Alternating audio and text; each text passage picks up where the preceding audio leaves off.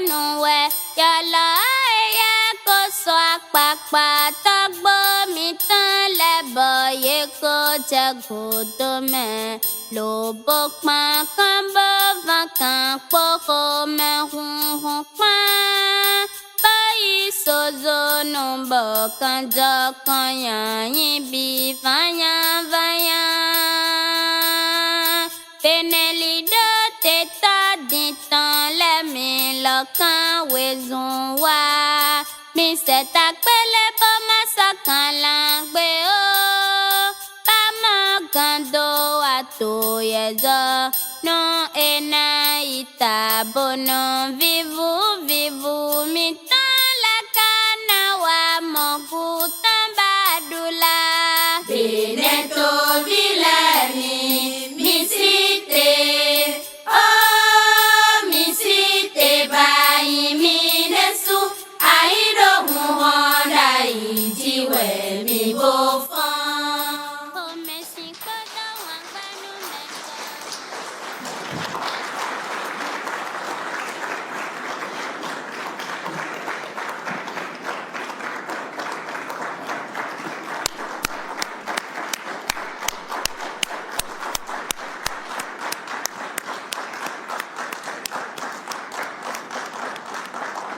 Merci.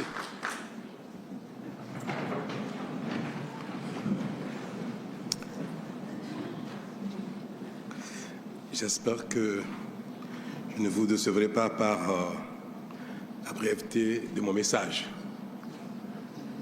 Le président a dit tout à l'heure que c'est le message le plus attendu. Mais en général, les au revoir doivent être courts et brefs pour que l'émotion ne monte pas trop. Je peux vous dire que ce n'est pas sans émotion que je me tiens devant vous ce matin pour mon dernier message dans cette posture. Monsieur le Président de l'Assemblée nationale, Mesdames et Messieurs les membres du bureau de l'Assemblée nationale, Président de commission et président de groupe parlementaire, Mesdames et Messieurs les députés. Pour une 10e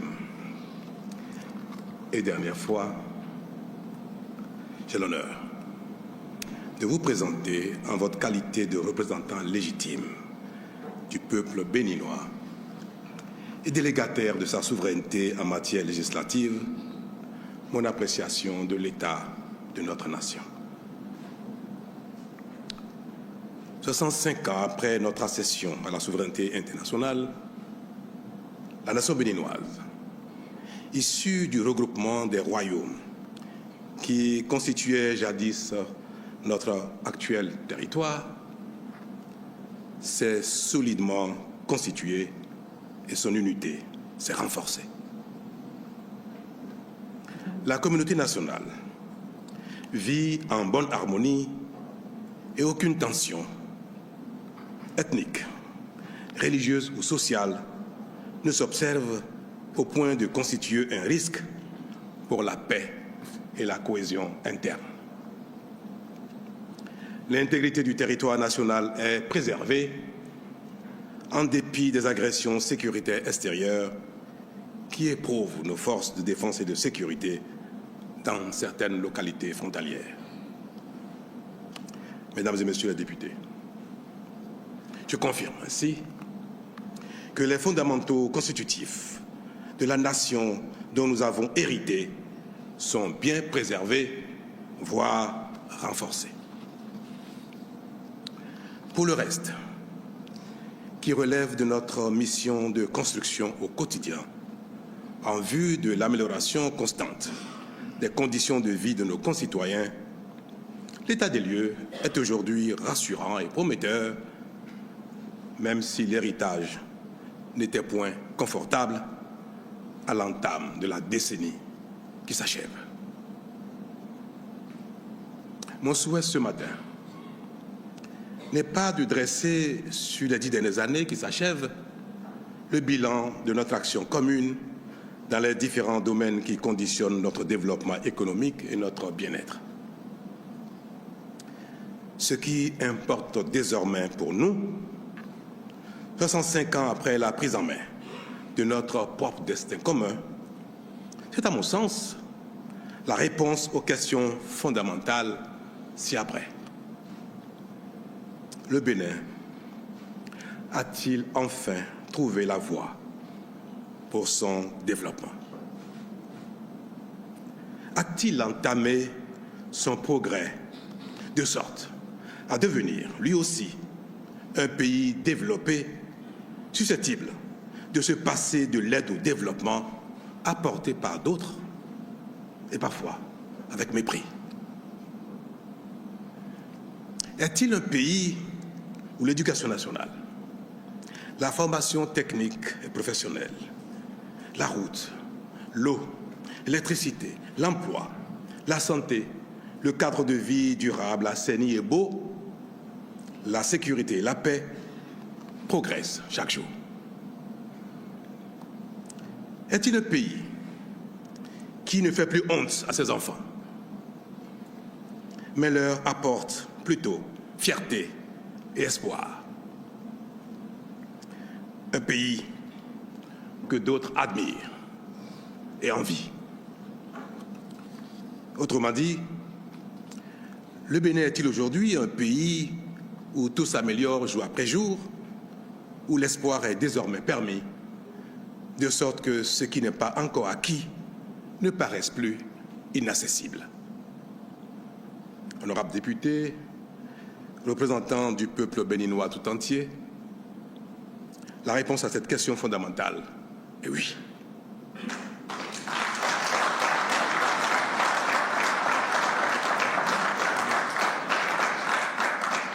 En effet, depuis bientôt 10 ans, le Bénin a entamé sa mutation et les signes de notre progrès sont visibles par tous. Le miracle, c'est notre nouvel état d'esprit. Il nous fait opérer les changements les plus inespérés.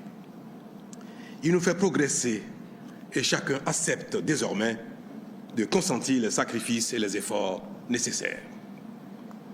Il nous rend admirables et suscite la jalousie de certains.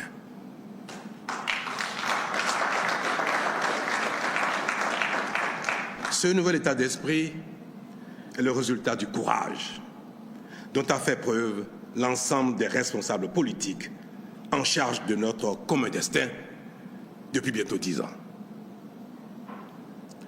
Par ce courage, des réformes pertinentes jadis inespérées ont été opérées dans tous les domaines et ont été peu à peu appropriées par chacun pour devenir le fer de lance de nos prouesses. Dans le domaine politique en particulier, nous pensions, à la sortie de la conférence nationale, que la proclamation de l'état de droit, de la démocratie et de l'économie libérale suffirait pour faire de chaque acteur politique un responsable vertueux et un dirigeant compétent de bonne foi. Nous pensions que les acquis de la conférence nationale suffiraient pour induire la bonne gouvernance et produire le développement, quelle que soit l'organisation et les règles de la compétition politique. Hélas, non. Bien que chacun ait constaté cette terrible réalité et souhaité haut et fort la revue du système politique partisan, la définition et la mise en œuvre d'une réforme politique sérieuse n'ont pas été aisées et continuent de nous éprouver. Aujourd'hui encore, il persiste en notre sein une certaine divergence sur les profondeurs qu'il reste à atteindre en cette matière pour mettre le Bénin définitivement à l'abri de nos travers, nous les acteurs politiques. Honorables députés, ma conviction est que un effort qui s'avère nécessaire, mais qui est à moitié consenti, est vain. C'est pour cela que nous avons raison d'aller au bout de la réforme, de la refonte de notre modèle politique pour l'adapter à nos réalités en vue d'asseoir durablement notre développement engagé. Vous prenant à témoin, honorables députés, j'ai la conviction que les différentes réformes que nous avons opérées depuis, qu'il s'agisse de celles intervenues en 2018, 2019, 2024 jusqu'à la toute dernière, datant d'1 mois à peine, nous permettront véritablement et définitivement de mettre la démocratie au service du développement de nos concitoyens et non au service exclusif des acteurs politiques. Ainsi, diriger la nation béninoise ne doit plus être perçu comme un droit, mais plutôt comme un devoir qui requiert de la disponibilité, de la vision, de la compétence et de l'abnégation. C'est pourquoi, de plus en plus, la démocratie se définit essentiellement chez nous au Bénin comme un facteur de développement et de promotion du bien-être citoyen. Elle n'est plus un prétexte de pagaille, de corruption et d'impunité. Au Bénin,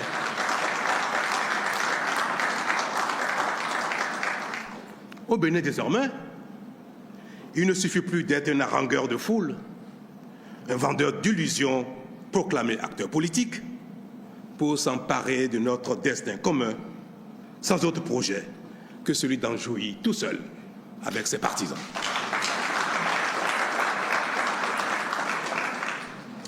Pour nous diriger au Bénin, nous protéger, assurer notre développement et notre bien-être, il faut en être capable et le mériter politiquement. Être acteur politique ne confère plus aucun droit. Il n'astreint qu'à des devoirs et à l'humilité, voire à l'effacement et même au sacrifice de soi.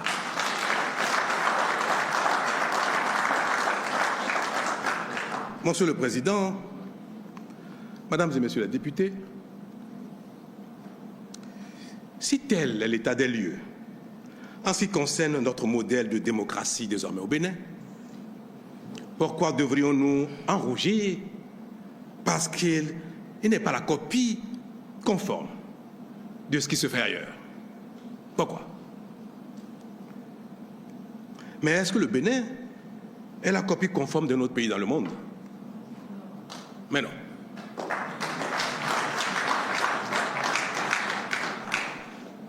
Nous sommes désormais une grande nation qui se construit jour après jour et notre modèle sociopolitique est en pleine mutation pour asseoir et renforcer notre dynamique de développement. Mais une telle transformation ne peut s'opérer sans difficulté, nous l'observons. Les incompréhensions, les résistances et même les heurts qui nous éprouvent sont inhérents à toute transformation sociétale significative. Ils sont la preuve que nous sommes sur le bon chemin. Aucune œuvre humaine n'étant parfaite, nous corrigerons et ajusterons notre modèle au fil du temps.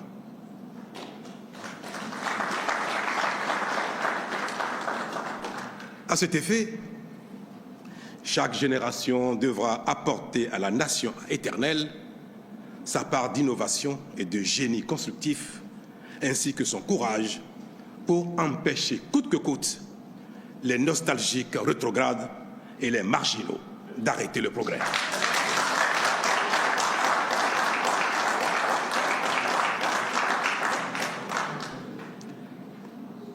C'est en cela que je voudrais, Monsieur le Président, Mesdames et Messieurs les députés, saluer et rendre hommage à l'ensemble des forces de défense et de sécurité de notre pays.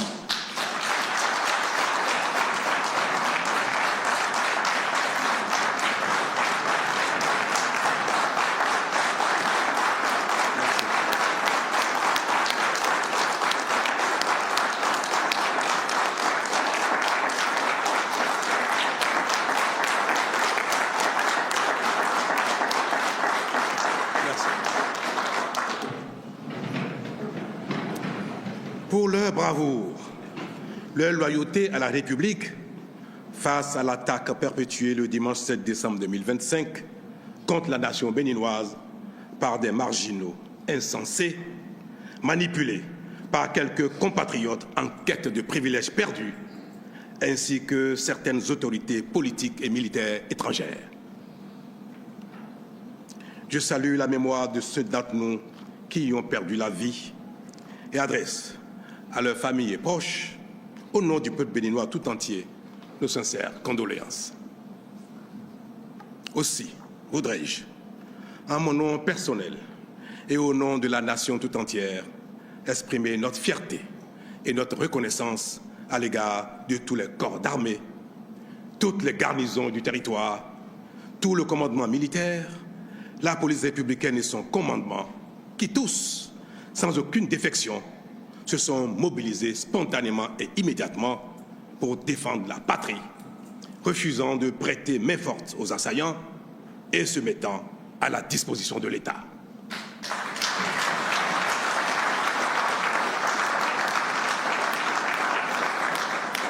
De même, j'exprime à l'égard de tous les dirigeants, de toutes les institutions de la République, notre fierté et notre reconnaissance pour leur attachement à l'ordre constitutionnel tel qu'ils l'ont exprimé dans les minutes qui ont suivi l'attaque.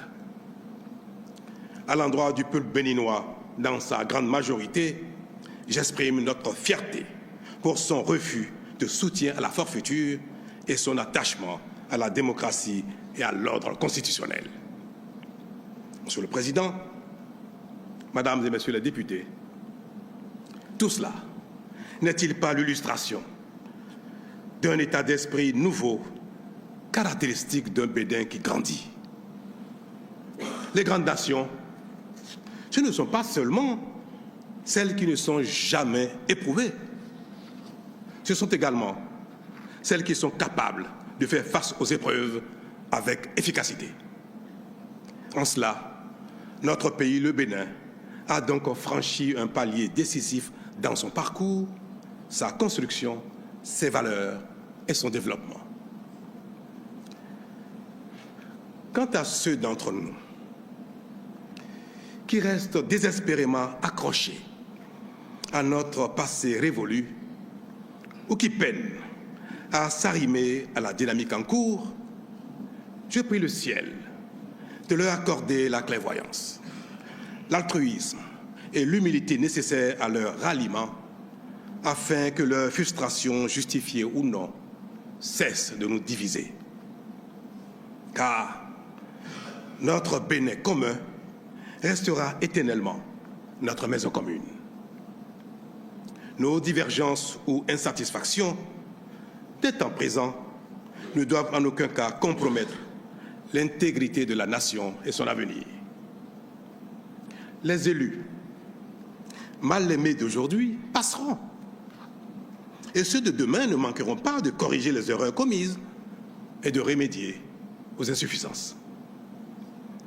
Que chaque citoyen béninois accepte donc de venir boucher de ses doigts les trous de la jarre trouée afin qu'elle abonde de richesses pour nos enfants et petits-enfants. C'est bien le symbole de ces lieux, Monsieur le Président. Mesdames et Messieurs les députés, pour ce qui restera en ce qui concerne ma dernière apparition ici, à cette tribune, permettez-moi de vous exprimer, à vous parlementaires de la 9e législature, à vos prédécesseurs des 8e et 7e législatures, ma profonde gratitude pour votre disponibilité permanente, votre amabilité, votre bienveillance, votre collaboration républicaine, correctrice et combien efficace, qui m'ont permis d'accomplir, durant ces 2 mandats, selon mes compétences, la noble mission que m'a chargé le peuple béninois, dont m'a chargé, le peuple béninois, depuis donc bientôt 10 ans. Vous prenant encore une fois à témoin, je voudrais exprimer à toutes les Béninoises et à tous les Béninois de l'intérieur et de l'extérieur, de tous les âges et de toutes conditions, ma reconnaissance infinie pour l'honneur et la confiance qu'ils m'ont fait en me confiant durant 2 mandats successifs le destin, la direction de notre beau et grand pays. Je veux leur dire que j'ai pris et gardé tout le long des 2 mandats la mesure de leur attente, que j'ai donné le meilleur de moi-même, jour et nuit, avec bonne foi et abnégation, pour être à la hauteur de leur confiance. Je veux leur dire aussi que j'ai le regret de ne pas avoir tout réussi. Mais je veux, surtout et davantage leur dire, alors que la fin de ma mission est toute proche, que j'ai la certitude qu'ensemble, nous avons accompli de grandes choses, dont certaines nous paraissaient même impossibles. Je veux enfin leur dire que surtout, notre état d'esprit a considérablement changé. Que désormais, plus rien ne nous est impossible. Que le Bénin a véritablement et définitivement trouvé son chemin pour se développer enfin et offrir peu à peu à chacun le bien-être légitimement attendu et qui est de plus en plus espéré, mais qui est désormais à notre portée. Le développement, le bien-être attendu depuis tant de temps par tous, Monsieur le Président, Madame et Messieurs les députés, ce bien-être, il est désormais à notre portée et nous cheminons chaque jour ensemble pour le conquérir. Monsieur le Président de l'Assemblée nationale, honorable député, bientôt, de nouveaux conseils communaux prendront le relais dans nos communes. Une nouvelle législature succédera à la présente ici, à Porto-Novo. Un nouveau président de la République prendra la règne du Bénin. Tous ces changements qui s'annoncent matérialisent la dynamique de la vie et sont le symbole du renouvellement inéluctable, gage d'espérance et de progrès. Les élections générales, qui à cet effet se préparent, seront paisibles et sereines, parce que chacun, quelle que soit son appréciation et son appartenance, aura compris que le seul véritable enjeu, c'est le Bénin.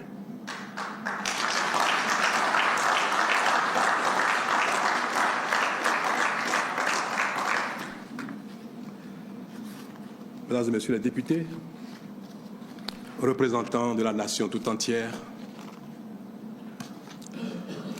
par vous, à travers vous, et vous prenez encore à témoin, je voudrais dire à tous, aux Béninois et Béninoises, de l'intérieur et de l'extérieur, que nous n'avons aucune raison de craindre l'avenir. Je veux leur dire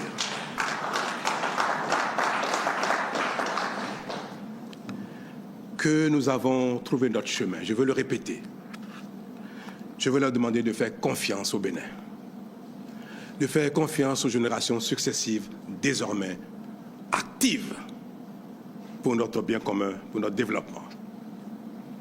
Je veux leur dire, n'ayons aucune crainte. L'âme du Bénin veillera et le meilleur est à venir.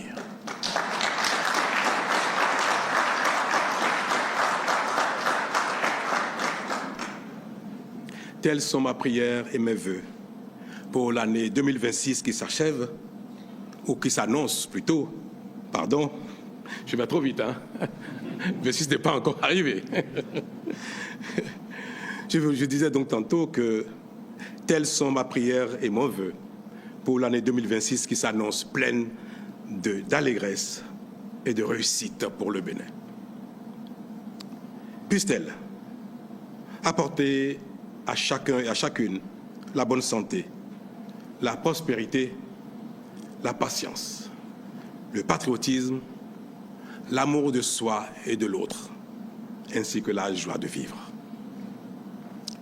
Mesdames et messieurs, vous aurez compris que l'émotion m'a étreint.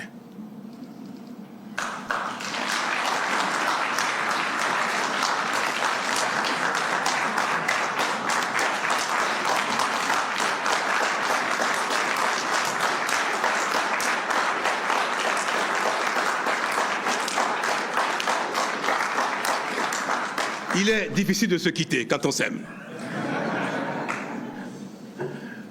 Mais la grandeur de l'âme, le devoir, l'amour requiert qu'il faut savoir se quitter, savoir se dire au revoir pour laisser la place à d'autres. Je voudrais vous souhaiter à vous, à tout le monde, que bientôt, ceux qui viendront ici ou celui qui viendra ici à ma place, vous entretenir sur l'état de la nation, vous donne le sentiment que les choses s'améliorent, que le Bénin continue son chemin et que le meilleur va se goûter de plus en plus par les uns les autres. Je voudrais que dans les rues de Cotonou ou chez moi, ou dans un café, ou dans un bar, ou chez des amis, en regardant le prochain faire son discours de l'état de la nation, je voudrais constater que dans tel ou tel domaine, les choses vont avancer, sont allées encore beaucoup plus loin que ce que nous avons fait ensemble. Je voudrais que l'âme du Bénin y veille. J'ai confiance. Et je vous invite à avoir autant confiance en notre destin commun, en notre capacité de développement, d'abnégation, d'effort. Et je prie le ciel de nous exaucer. Merci.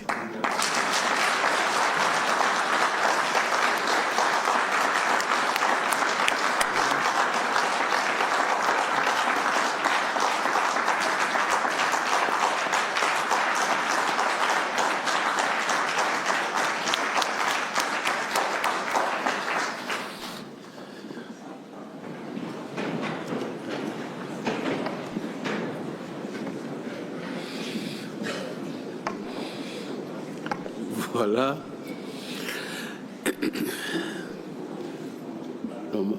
Il n'y a pas de commentaires, comme l'indiquent nos textes de la République. Néanmoins, je voudrais dire combien l'émotion est grande. Et la fin du discours malgré les applaudissements, a assombri les visages. Et moi, ça me rappelle juste quand Jésus voulait quitter, quand il a rassemblé les disciples, ce qu'il a dit dans Jean 17, mon âme est triste à mourir, je veux que vous gardiez votre unité. Je ne vous appelle plus serviteurs, mais mes amis. Et l'intensité de cette émotion, de cette charge émotionnelle qui envahit notre hémicycle, nous fait penser à ces maximes qu'on nous apprend sur les bancs. Les changements même les plus souhaités ont leur mélancolie. Alors, nous vous souhaitons bon repos, le repos du guerrier, parce que vous avez combattu le bon combat. Et maintenant, la palme d'or est attendue pour être remise en mai 2026. Chers collègues, nous sommes au terme des prescriptions constitutionnelles. Nous allons suspendre la séance et elle reprendra dès que vous serez invités par les canaux habituels. La séance est suspendue.